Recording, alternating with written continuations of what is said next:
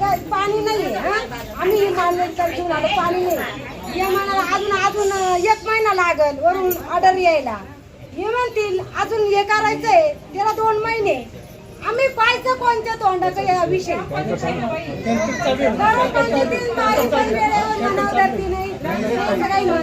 tanker आहे आता तोपर्यंत जोपर्यंत तुमची एक दिवस आला गावाला पूर्ण 1 दिवस टँकर दिला त्या दिवशी पाणी नाही